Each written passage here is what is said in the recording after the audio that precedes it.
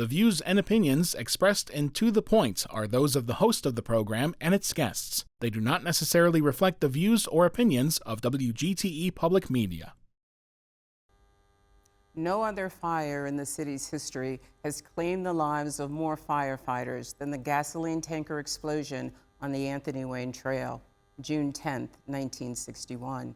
Deputy Chief Ewald Bode, veterans Glenn Carter, William Jensen, and Robert Harrison would pass in the days and the months following the inferno.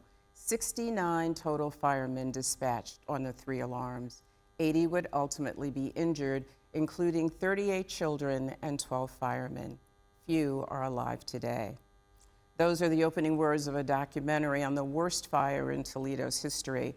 On this edition of To the Point, we honor those who, in the midst of chaos, showed courage and strength rarely witnessed. Our guest is retired Assistant Fire Chief and past President of the Toledo Firefighters Museum, Joe Walter. This is To the Point. I'm Doni Miller.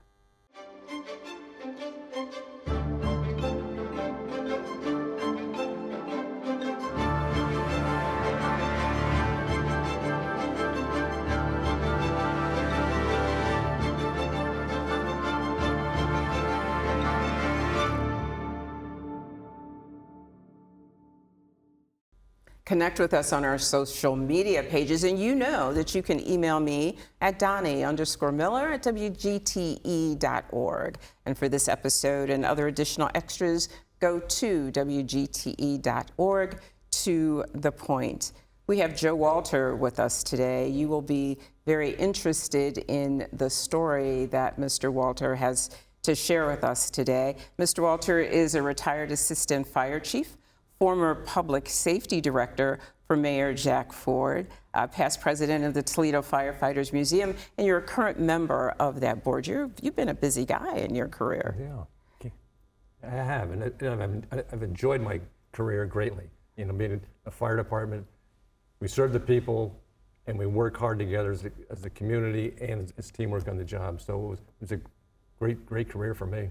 You know what, one of the things that I love about what we're going to talk about today, which is one of the worst fire, not one of the, but the worst fire in the history of Toledo and the Toledo firefighters. One of the things I love about this story is that it reminds people how essential the work of fire departments are and what brave people serve in that capacity and serve this community all the time. So I thank you so much for bringing this story to us.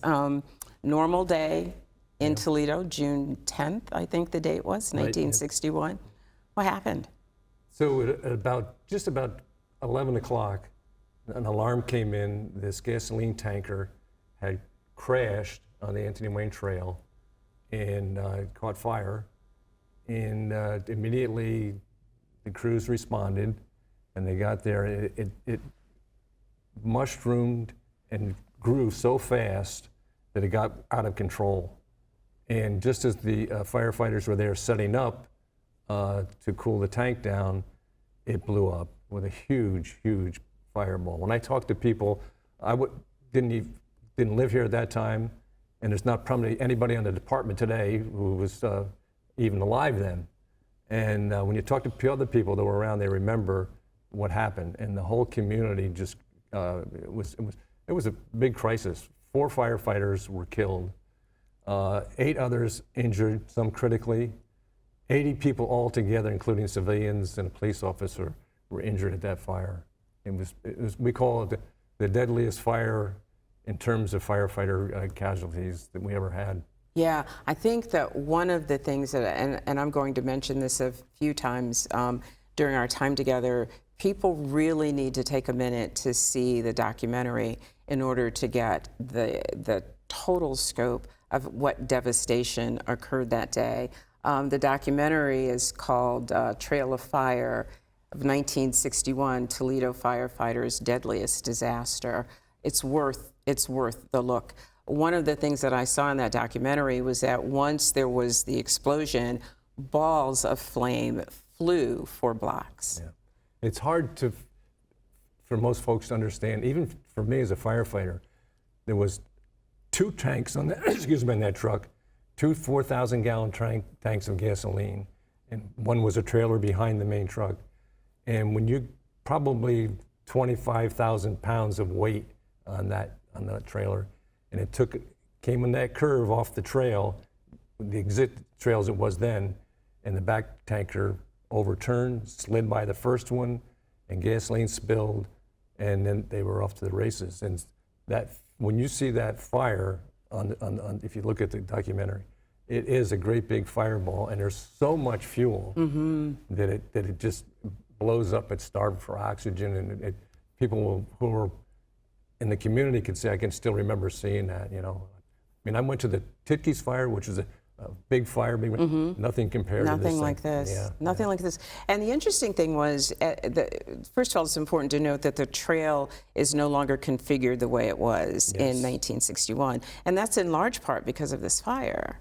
It was and also because of I-75. I-75 was not built yet, built I think late 60s. And the trail itself used to be the Miami-Erie Canal, and they filled it in 1930 and made a highway out of it. And they kept the same path for the roadway as the canal boats did back in the day. They ended up by Swan Creek, and there was a lock there that raised the boats and lowered the boats to meet the Swan Creek compared to the height of the canal. And that contributed to the fire as well. Big sweeping curve and incline, so the speed picked up. So I think the cause of the fire was twofold. One was the design of the truck. It was a bad design.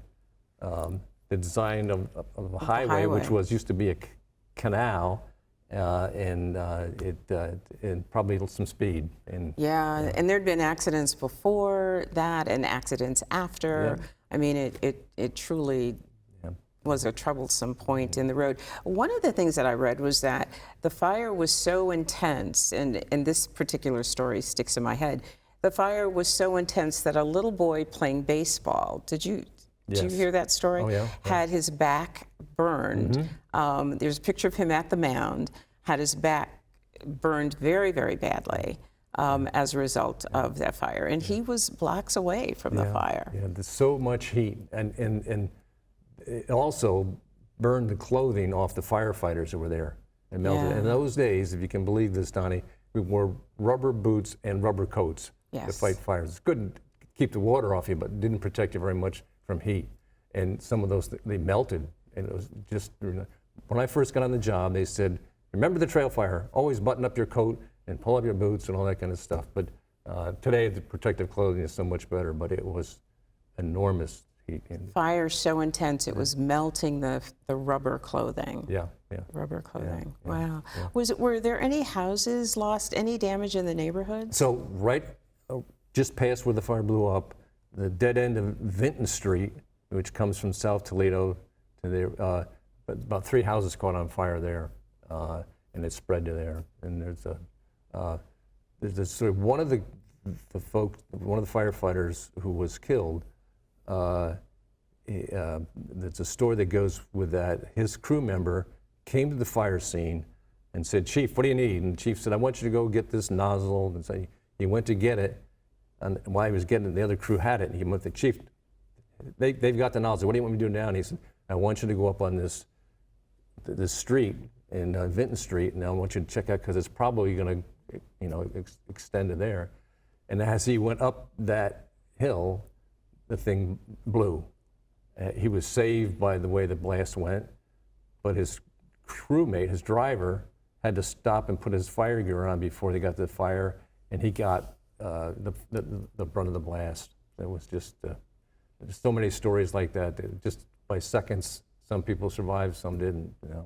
Yeah, there were so many civilians ran in to help, which I was amazed at. And because there's fire everywhere, there are people hurt everywhere, and there were people running to this event to help. Some of it were just to watch, some to help. If there's in the film, there's a bridge there, an old railroad bridge, where people were observing the fire. Right. And if the fire had gone the other way, it would have taken them all out. I mean, it just, the force of the blast went towards the Maumee River instead of going back the other way. So it was just extreme tragedy. And we showed this documentary in 2024, and before we got it through WGTE, I had a visit from one of the families. I go back during this time and looking at the families who came, and this person was a casualty. He didn't die, but they came in and he had bandages wrapped all around his hand, around his head, and we showed it to them, the family, privately. And at the end of the documentary, I mean, it was just a small group of us. There wasn't a dry eye in the house. Wow. And when we first premiered the documentary, we did it down at the Imagination Station. At the end, people were so dramatic, they didn't know what to do, whether to laugh or cry, and because it was so dramatic, you know. It is an amazing documentary, and it's really worth seeing for those of you who are interested. It is called, again, the Trail Fire of 1961, Toledo Firefighters' Deadliest Disaster. It's about 27 minutes, and it is very, very much worth your time, especially if you are interested in firefighters and fires and this enormous piece of history. We are actually going to go away for just a second, but when we come back, I'd like to talk about why this is important to remember, and the memorials the memorial and the memoriams that that the museum actually sponsors. Sure. Okay? Yep. All right, you'll stay with me? Yep. All right, we will be back in just a moment. To me, community means connecting to others. I'm Doni Miller, and welcome to The Point. We're a community committed to education. Discover new ideas, dive into exciting subjects, and engage with the world around you. I would send them personally a t-shirt. Crime doesn't pay in the old West End, pass it on. That's how we cleaned up the neighborhood. Vision loss for people is not the end. It's a story, it's the next chapter. WGTE Public Media invites you to Get Out and Play Day.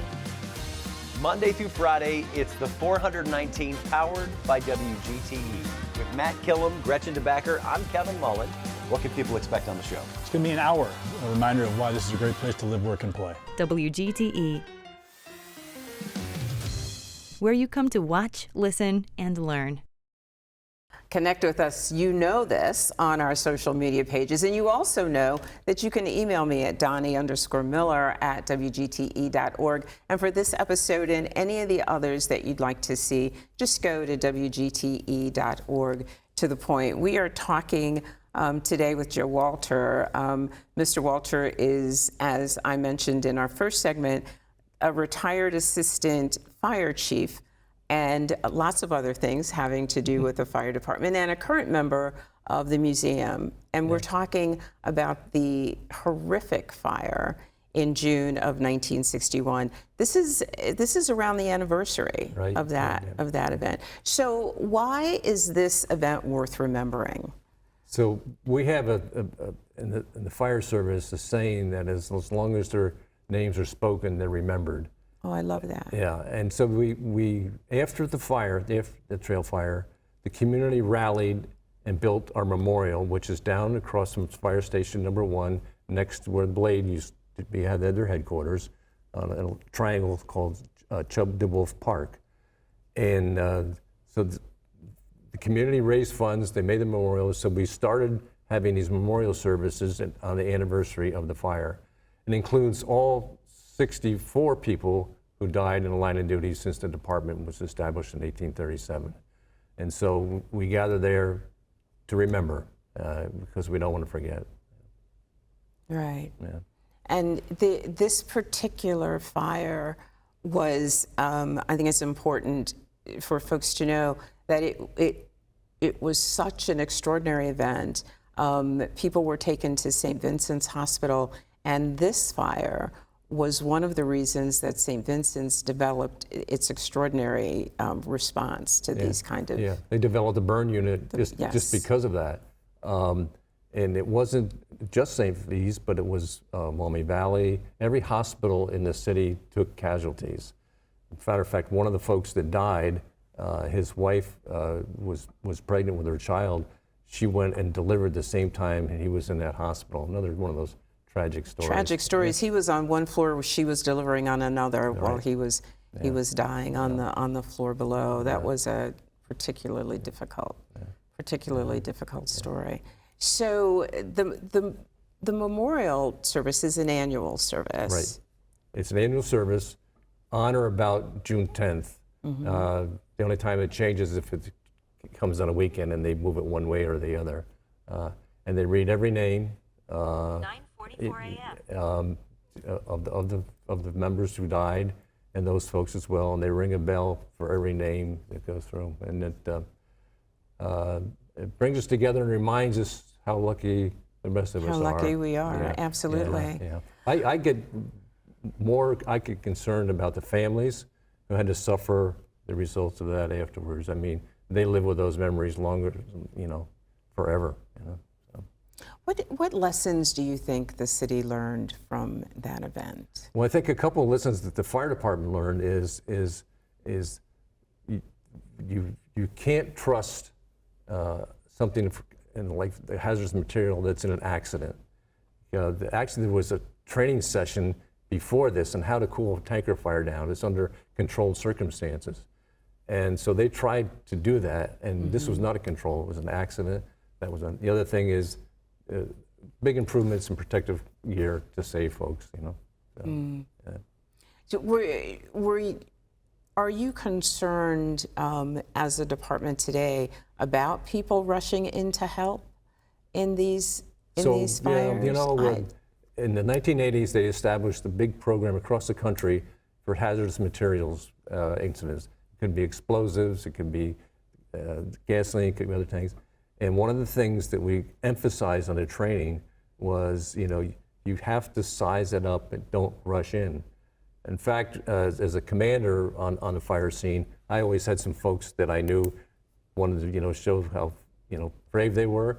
And those are the ones you had to watch out, pulling back a little bit, But we try to do a risk reward, We do everything we can to save lives that we can save.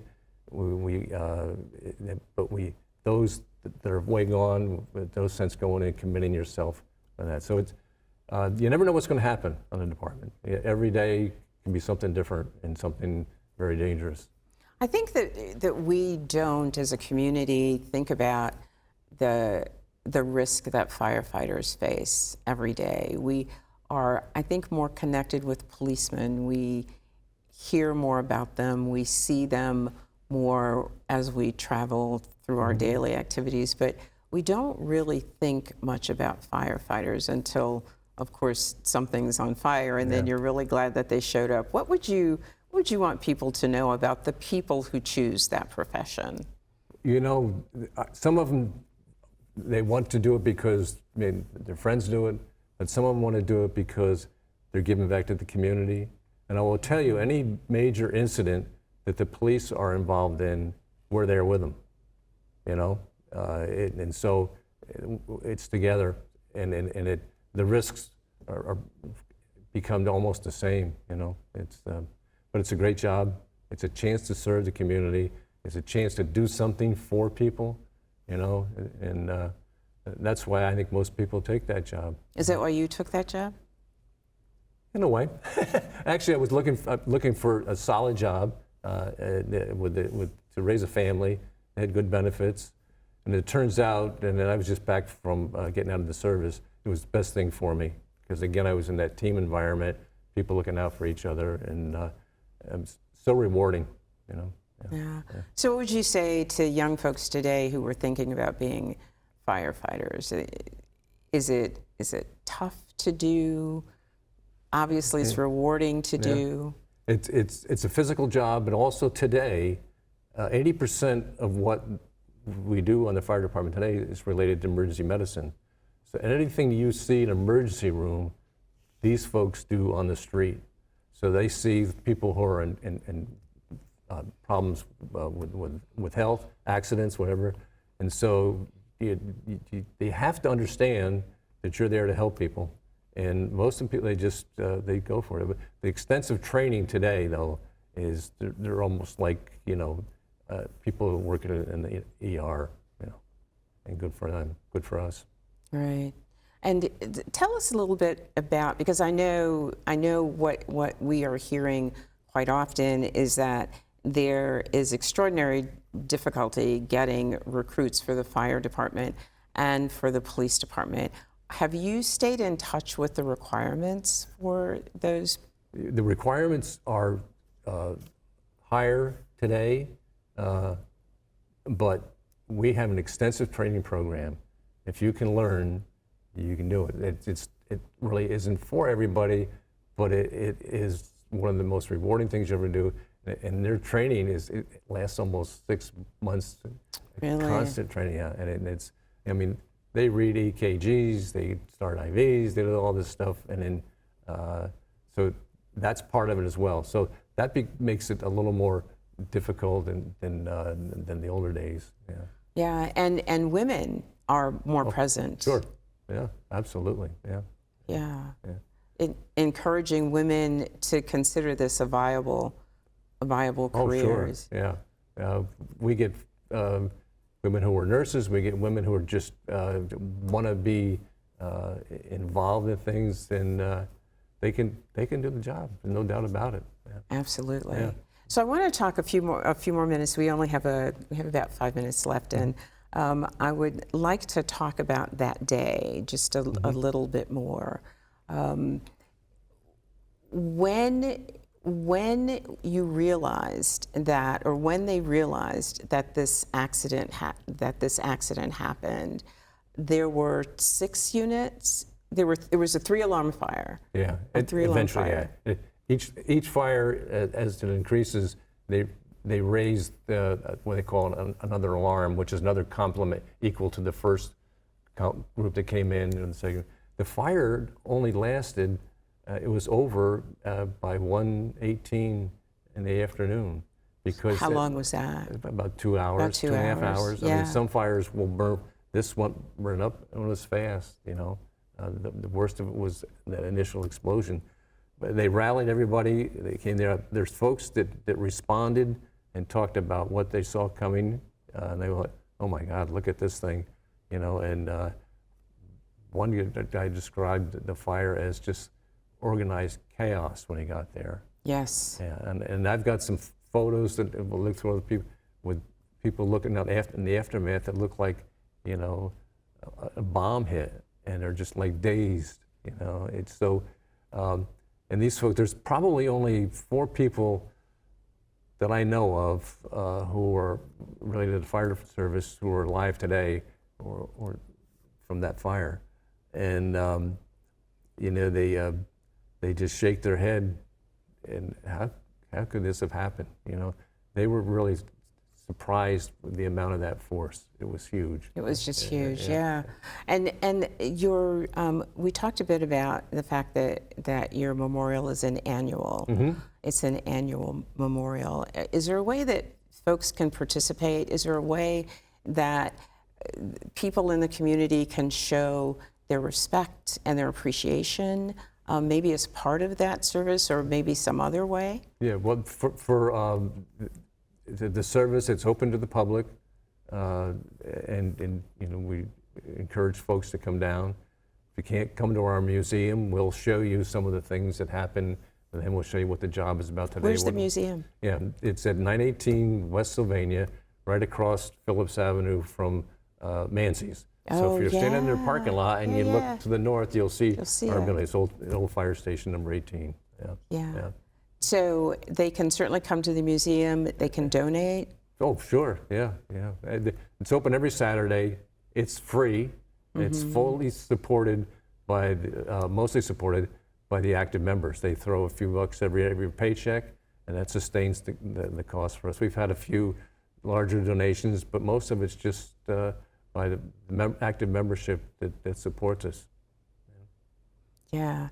I'm so glad that you were here today to remind us of this event. I think it's critical that we hold on to memories of people who give their lives in the service of this community. It's so easy for us to take it for granted, and you have helped remind us today that that's something that we shouldn't do. So I want to remind everybody that the memorial service is an annual service. We encourage you to participate in that. And when you get a chance, go hug a fireman. They'd really appreciate it. Thanks so much for joining us today on To The Point, and I will see you next time. The views and opinions expressed in To The Point are those of the host of the program and its guests. They do not necessarily reflect the views or opinions of WGTE Public Media. To The Point is supported in part by viewers like you. Thank you.